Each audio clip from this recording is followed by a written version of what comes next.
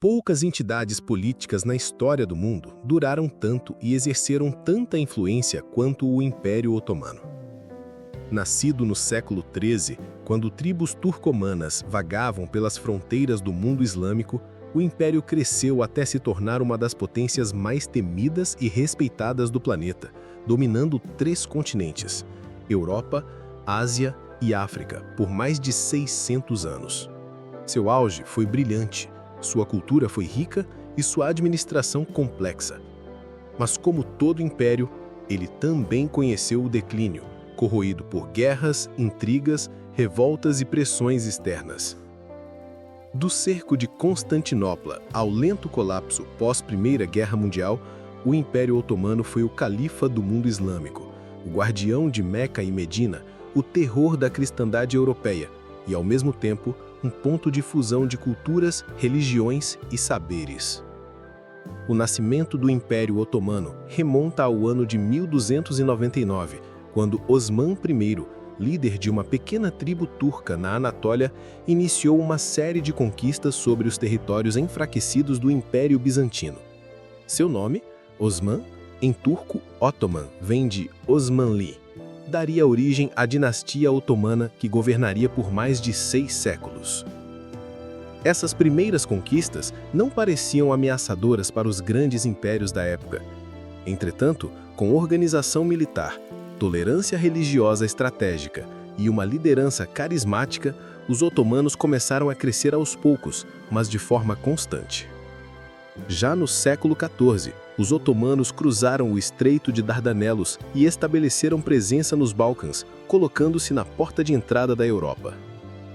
O momento decisivo da ascensão otomana foi a queda de Constantinopla, em 29 de maio de 1453, sob o comando do sultão Mehmed II, conhecido como o Conquistador.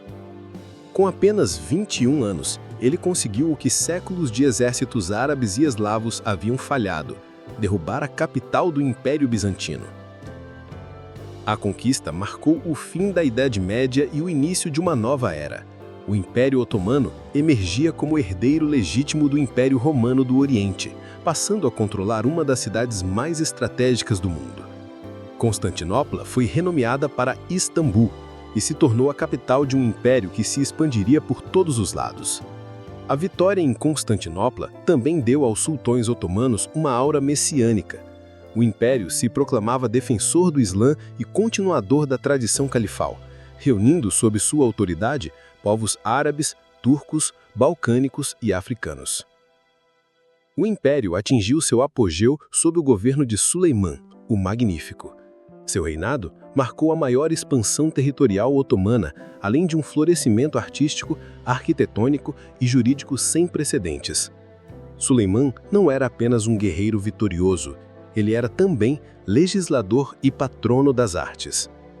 Nessa fase, o império se estendia ao norte até as portas de Viena, ameaçando o coração da Europa cristã.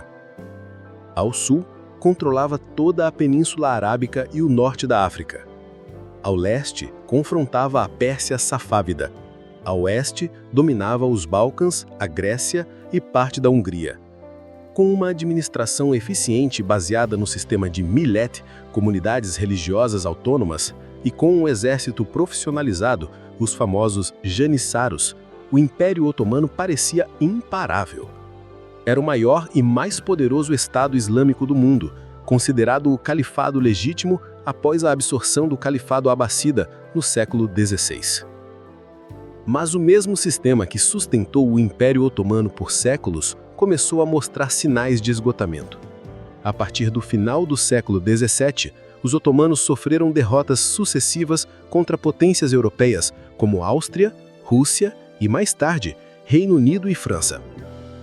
O avanço tecnológico europeu durante a Revolução Industrial não foi acompanhado pelo Império.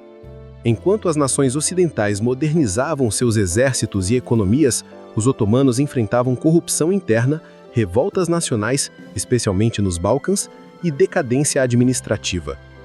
A perda de territórios foi acelerada. Grécia, Egito, Sérvia, Bulgária e outros povos conseguiram autonomia ou independência, com o apoio ou instigação das potências europeias.